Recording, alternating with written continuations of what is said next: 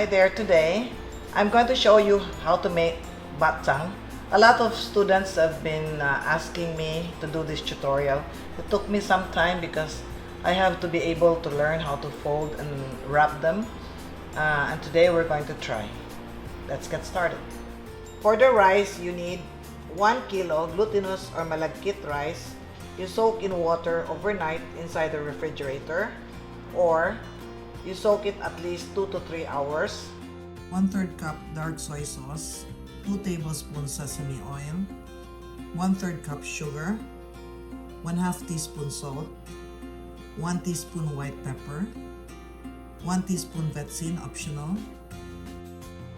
For the other ingredients, you need 20 pieces of Chinese dried mushrooms you soak in water to soften.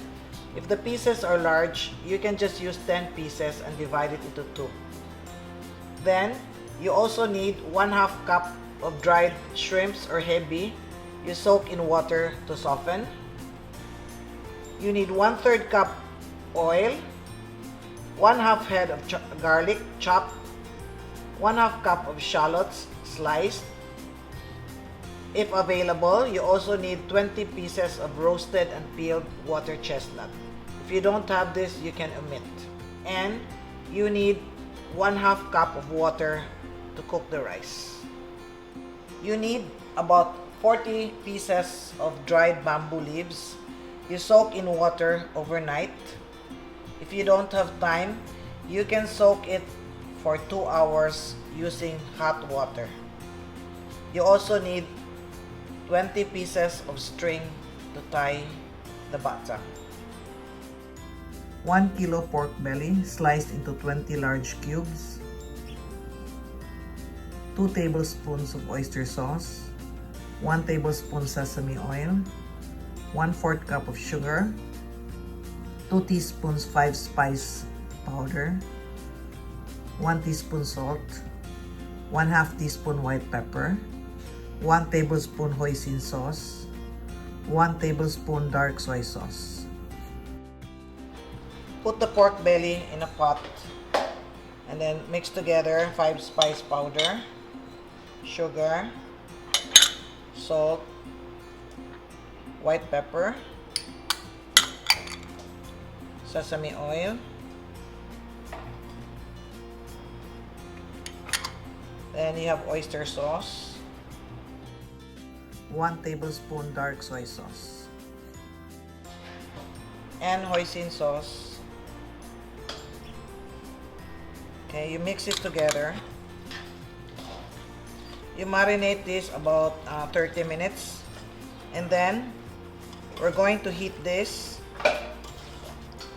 And once the meat changes color, we're going to add in 3 to 4 cups water and cook this until the meat is tender. Alright, so first we marinate this about 30 minutes. I have marinated this for about 2 hours now. So what we're going to do now is we're going to boil this.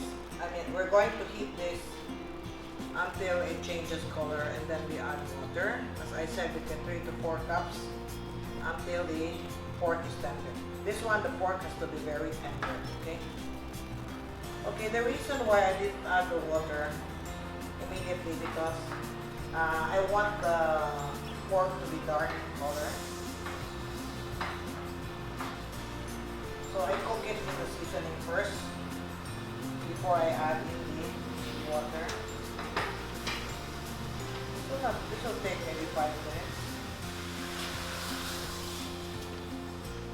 This is 3 cups water. Yeah, 3 cups. I will start with 3 cups and then I'll add some more later. What you do is bring this to a boil and then lower the heat and cook it slowly until the belly is tender, as in very tender. Here the pork is boiling now, so I'm going to lower the heat and then we will cook. Probably it will take 45 minutes to an hour, okay? So we'll cover this. Okay. Check it once in a while to make sure you have enough water. If you need to, you can add 1 cup more water. You heat the pan and then you add the oil.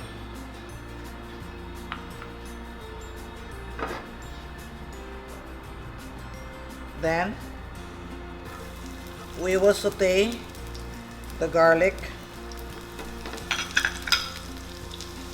and the onions. I'm using shallots. If you don't have shallots, any onion will do. But the shallots are more aromatic. Okay, shallots.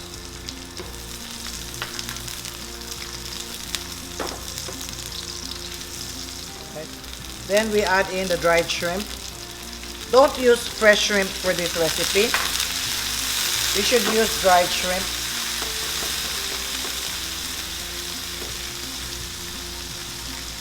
And then we have the mushrooms. I have 20 mushrooms here, this size, because we have one recipe is supposed to make 20 ba chang. Huh?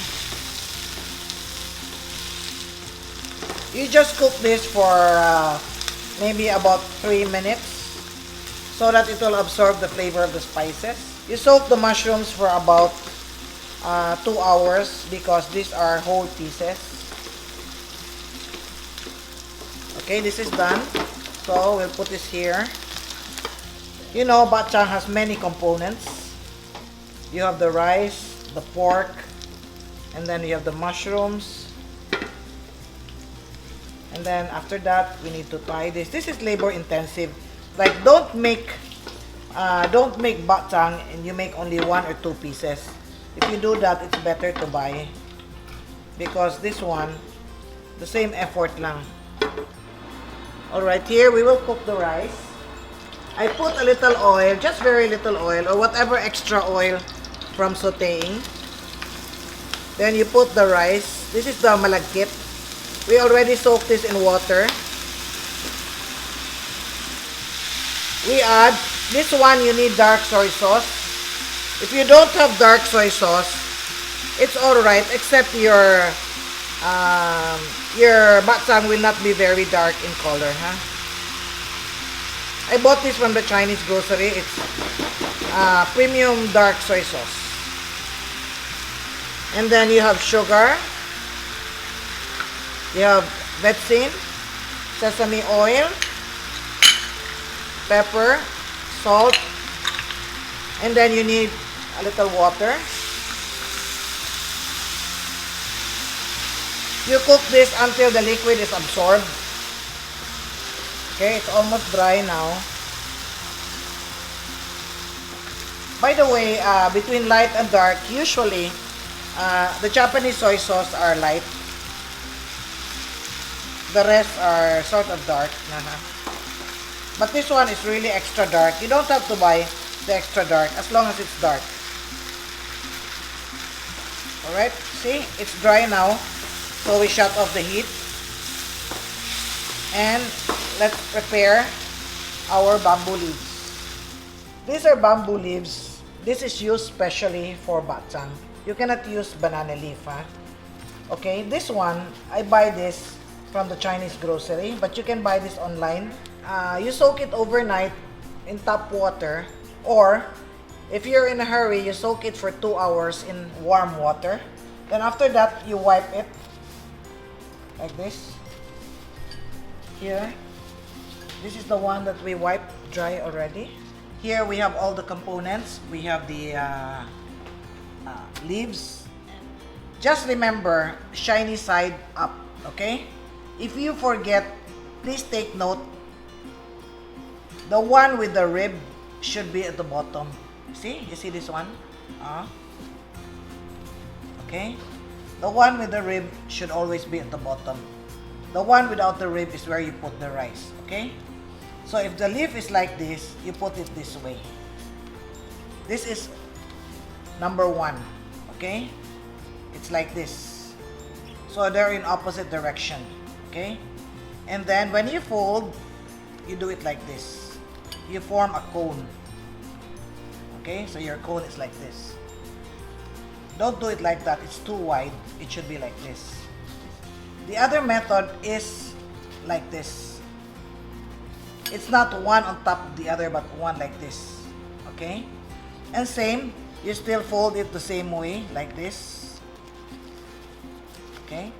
This one, you fold. Alright? The advantage of this one is you have a longer flap to fold it over. Okay? So whatever is convenient for you or easy for you, you can use. I will do using two of the styles. This one is a whole. Okay, I don't want to use that. Okay? Again, when you fold, it's like this, huh? See? Okay?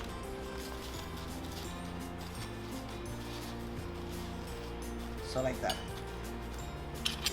Then we will put half rice. You pack this, huh? Pack it in.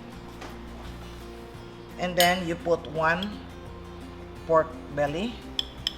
One slice of pork belly. Okay? And then we have the heavy with the garlic and the onions. And then you have one mushroom. Here, one mushroom. If you have water chestnut, put one water chestnut. Okay?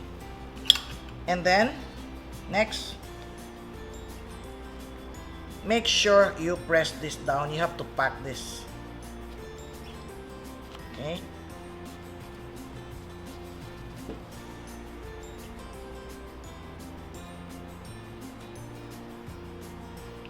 And then, next, you press this a little bit like this. Okay? Like that. Then you fold. Okay, this one, you can cut this off. Okay? Usually when they tie this, they hang the string on a drawer handle for tension. But for some reason, I don't know how to do that, so I just do it this way. Make it a little tight. The purpose of making this tight is so that when you boil this, the water will not go inside. It's like making suman, no? It should be tight, but not very, very tight too, okay? To cook the Ba Chang, you submerge it in water. Because if you steam it, it's going to take forever to cook this. Then you cover and bring to a boil. You cook this for 1 to 1.5 hours or until the rice is cooked. I have many recipes to share with you. If you're interested, please like, share, subscribe, and click the notification bell so you can be alerted when a new video is uploaded. Here this has been cooking for over an hour. I checked one piece and it was already cooked, so we can take this out now. The cooking time actually varies, but it should be at least 1 hour. Because the longer you soak the rice, the faster it will cook, okay? So this is done now. So what we do is we take this out and we cool it down. What's important is none of the filling came out. So this is well done. We will cool this and then I'll open so you will see the inside, okay? If we open the Ba Chang now, what happens is it will fall apart, okay? So we will cool it. But for eating, this is the best time to eat this.